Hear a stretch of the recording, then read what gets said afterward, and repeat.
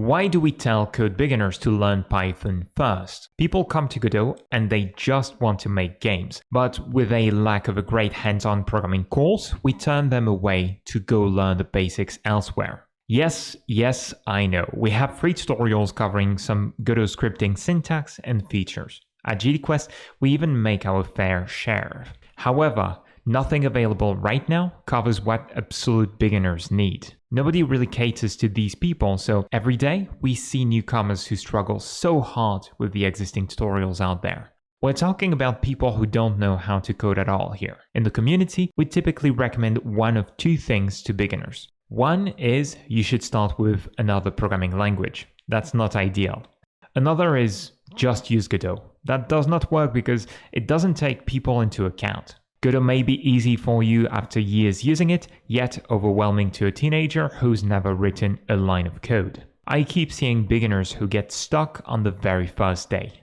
They keep banging their head at Godot because it's such a powerful tool and a complex one as a result. In the official docs, we opted for the first advice, to start with another language. It's because there's the excellent Harvard CS50 course out there that's free, and we unfortunately don't have anything that's as good for Godot.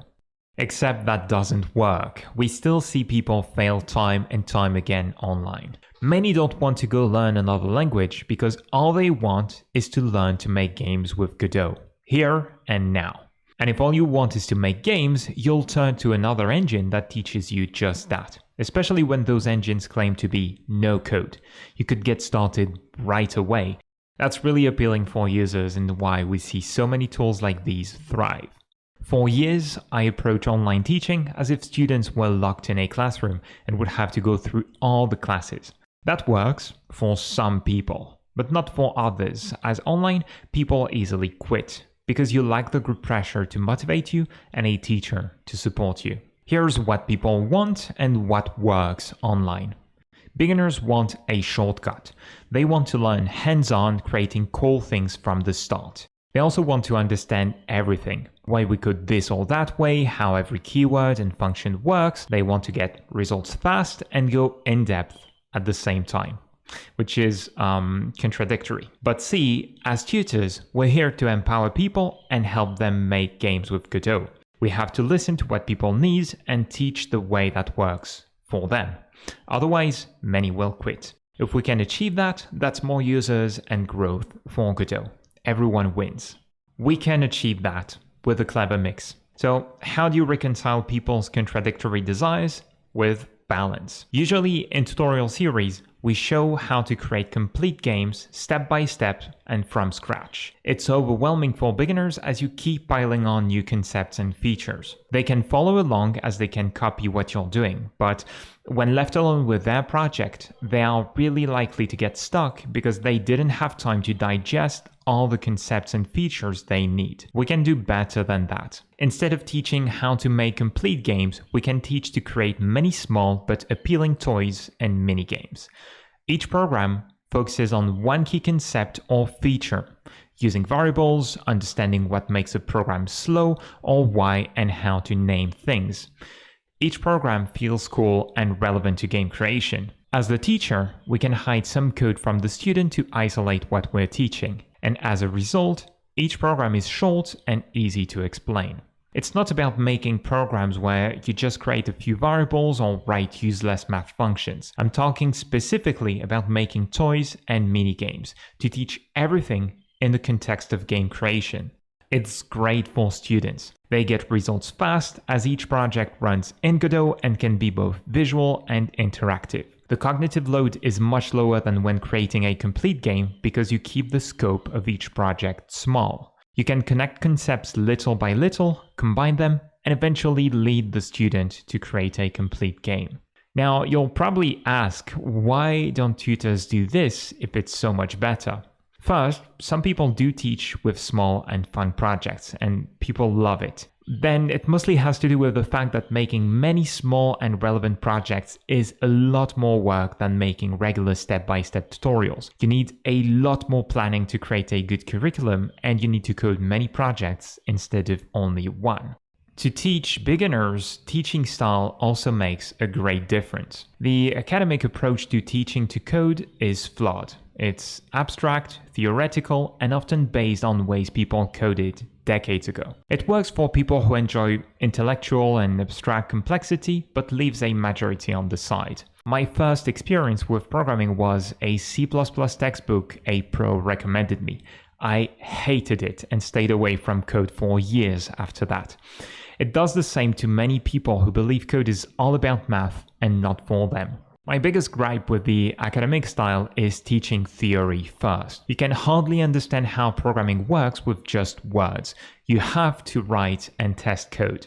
To teach to a wide audience, it's best to start with a problem and use code to solve it, covering only what's necessary to get results. Then you can dive deeper. When you teach people by example, it keeps them motivated as they instantly see the purpose of what they're learning. It breaks down the learning to not overwhelm them with new concepts, and getting results makes people curious to learn more. Lastly, videos and text are not enough. Right now, we don't really have the best tools to practice programming with Godot. At first, the many features in the engine overwhelm beginners. They already struggle with basic syntax, and they have to understand virtual callbacks, how their code inherits from the engine, and magical things that happen in the background. We are lacking a tool that would allow you to write and test tiny bits of code without having to worry about the ready function, processing, nodes, and so on. We're missing a web app that could cleverly run bits of code inside Godot. And we are making that app, which we already have working right now. It's a prototype, so nothing amazing yet, but I'm going to give you a quick tour of its features and what we're planning. In this prototype, we have the assignment view on the left, the code editor in the center, and the game and output console on the right side. So on the left, you're going to have information about the assignment you're trying to complete with some summary, goals, hints, and some checks that are your requirements. In the center, you have a code length. It might be a complete script. You can have a list of scripts as well. And here we isolate a bunch of code so you can focus on just moving the character and making it jump.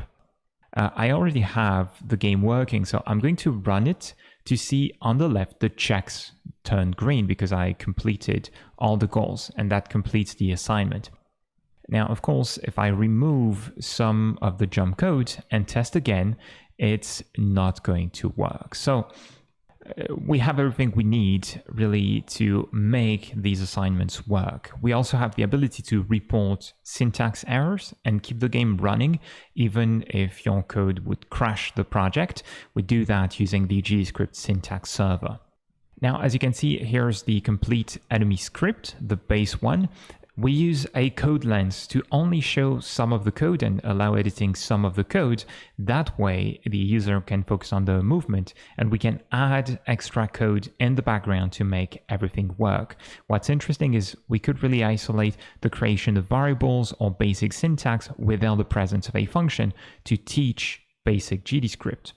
Now, there's much more we want to do, but that will take time, testing, and a bit of budget. We'll make the lessons to get started with GDScript available for free if we manage to fund it, because we're making that complete course to learn to code with Godot. We've been working like crazy for the past month to prepare the beginner programming course the community is missing. It will take months of work to create the many videos, guides, interactive lessons, and assignments we have planned, which is why we're taking this project to Kickstarter once more. The community trusted us 3 times already. With that, we created the largest collection of Godot tutorials, courses, and free and open source demos. If you are interested, you can check out the link on the screen.